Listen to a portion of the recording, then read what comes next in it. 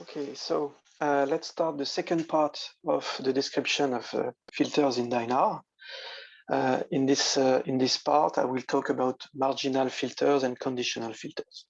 So this part is less important than the previous one, since the filters that are described here are supposed to be more sophisticated, but they rely on strong approximations. So I will describe them relatively fast, since experience seems to show that the sophistications as regard to the easiness of their implementation is not very interesting. So for the moment, we do not recommend the use of this filter, but here is the presentation. So first, marginal particle filters. Here, these filters rely on two strong assumptions. We keep the Gaussian-based distribution for the states, and we use the nonlinear Kalman filter to generate a proposal, okay, for the particles. So this is what is interesting with the nonlinear Kalman filter is that it's a very efficient tool, even in a nonlinear framework. It's fast. It generates relatively interesting inference about the states and the parameters.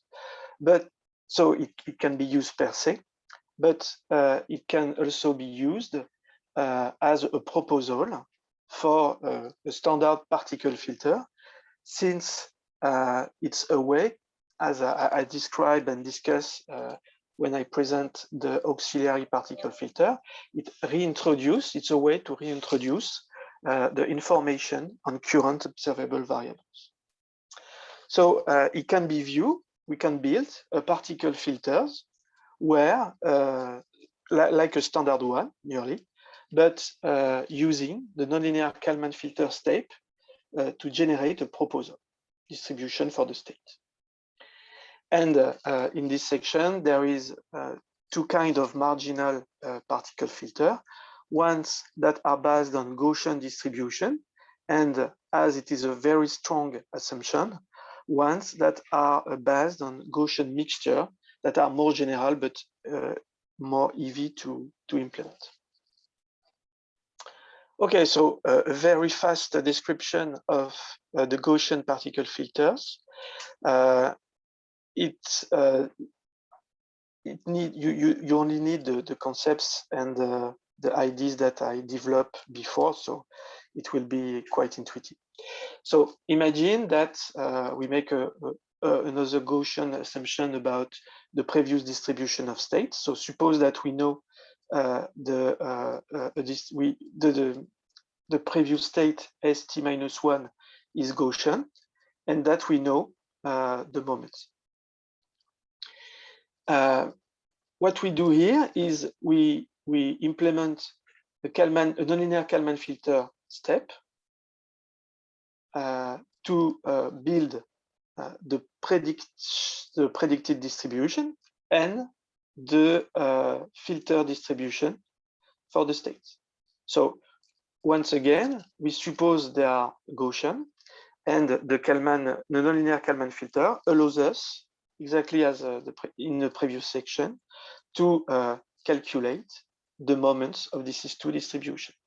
So now, from now, I will call them the prior distribution for the predicted and the posterior distribution for the filter. Okay, so if you recall the nonlinear Kalman filter, if you suppose that this one, you call it with tilde, okay, you can replace this one at time t-1 by this one at time t, and you could go on in time, okay, up to the end of the sample. So this is two steps. If you use it as a loop, is simply the nonlinear Kalman filter implemented on the sample. But that's not the point here. Here, the point is at time t, we do just one step for the nonlinear Kalman filter in order to recover this distribution. And now we plug it in a particle filter. So what we do, we draw a particle swarm of n particle, S tilde, as usual, okay? But in the posterior distribution that has been generated by the nonlinear Kalman filter. So here, as we include the current information, we can think that this draw is smart, is pertinent, okay? Since even if we use a nonlinear Kalman filter that is not completely legal as regard a nonlinear framework, we use a current information and observable, so it makes sense. This is draw can make sense about when you do an inference on the state variables. What is more annoying, sorry, is the calculation of the weight. So here we have the unnormalized weight. Here we have the good conditional distribution of YT conditionally on the current particle, proposed particle, okay? So this is the nonlinear likelihood of the model, so it's perfect. Here we have the distribution that we suppose for the proposal. So here, so this is perfect. What is more annoying is that we make a very, very strong assumption here, is that the transition distribution on state is now supposed to be Gaussian and is replaced by the predicted distribution of state generated by the Kalman filter, the nonlinear Kalman filter. So to me, it's here that we have the biggest problem with this approach, is that this the calculation of weight here make a very strong approximation. And of course, it conditioned the results. It will condition the results. So when we have the unnormalized weights, we can normalize and make a resampling step. It's not compulsory, but we can do that. And when we do that or not, we only have to compute the moment to generate the next Gaussian distribution for the next time iteration. And then we compute this moment and we have a loop.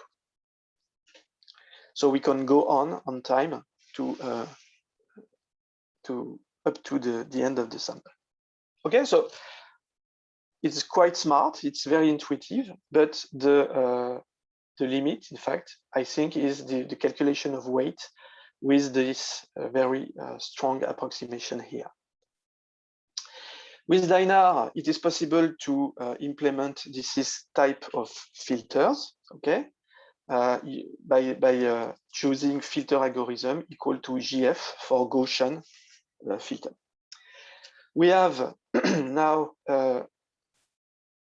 proposal approximation, that namely is the way we approximate the Gaussian distribution for the nonlinear Kalman filter.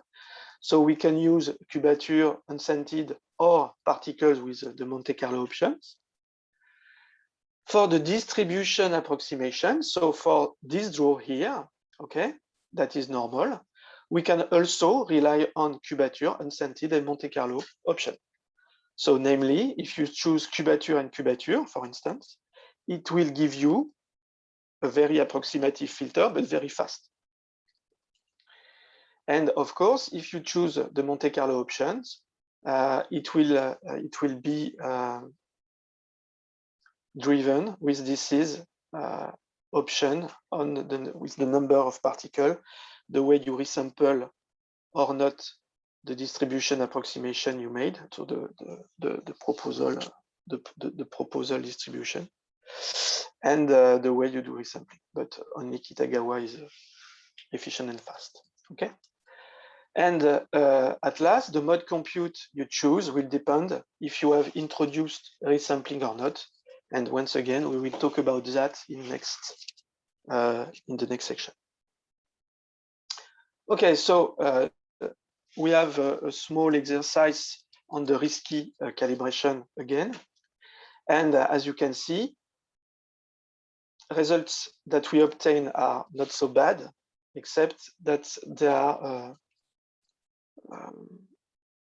not as good as with the previous filters. Okay, so I think that in this case, what we have here is the strong approximation on the transition distribution that is supposed to be Gaussian, that could be too strong assumption. So that's the reason we have also derived and implemented in Dyna Gaussian mixture filters, where in fact here we do not suppose that we have normal distribution, okay, here, here, here, and here. We suppose that we have Gaussian mixture that are more flexible, more general, okay, but it's much time-consuming, much more time-consuming. So I will skip this part since it is exactly the same, but replacing normal distribution by Gaussian mixture. Okay. The last part of this section is conditional particle filter. So this is the most sophisticated way to compute to make a state inference and to compute the likelihood. So the idea here is we do not make a particle distribution assumption on states. So we come back to general particle filtering, okay, as SCR or APF. Sorry, I'm lost. Okay. So we approximate the states distribution with particles. And in fact, we still use the nonlinear Kalman filter as a proposal, but we build a proposal for each particle of the swarm. So this is very easy to implement, since to build a proposal, we have a big loop for each particle on which we implement one step of the nonlinear Kalman filter to build its own proposal. So the Gaussian approximation is only on structural shocks. So how to implement it? It's quite intuitive here. Suppose that we have our particle swarms for the past states. Suppose that we approximate with sigma points, so cubature, unscented, Monte Carlo, or what you want, the structural shocks here, okay, with weights, node and weights here. We make a step on the nonlinear Kalman filter. So we predict the state, and here we predict the observed variables. And we implement as a proposal the Kalman posterior of the nonlinear Kalman filter, but for each particle. So we draw a proposal for particle I at time t in the Gaussian distribution, the posterior one that has been generated by the nonlinear Kalman filter. So for each particle, we have its own proposal. So here, it could be quite easy to implement, since it's a part that could be parallelized, but it is not for the moment in Dyna. So we have to improve this. Of course, we have to compute the unnormalized weights. So there is two approaches in the literature. The one that has been derived by Amisano and Tristani, and that use the past weight of the particle, and an approximation based on the likelihood of the nonlinear Kalman filter for the mean of the distribution of Y. This is variant. Okay, so supposed to be Gaussian too. And Murray, Jones, and Parslow in a non-economic literature that use a more general way to compute the weight with the good likelihood This is the one of the nonlinear model. That is not the case for Amisano and Tristani, but with a strong approximation on the transition distribution, okay, exactly as the previous one. So of course, this one is more easy to implement, and with here or here a strong assumption on the calculation of a normalized weight. So as usual, we compute normalized weights, and we can do we do resampling to close the loop. So this is quite slow, and it has to be consolidated and accelerated in Nonlinear, but it's available. So how to obtain it if you are interested? Filter algorithm is equal to CPF for conditional particle filter. Here is the proposal approximation, so the way you implement the nonlinear Kalman filter for the proposal with the Gaussian approximation you want, the number of particles as usual, and here the way you can compute the weight, the unnormalized weight. So here, à la Amisano and Tristani, or à la Murray, Jones, and Parslow.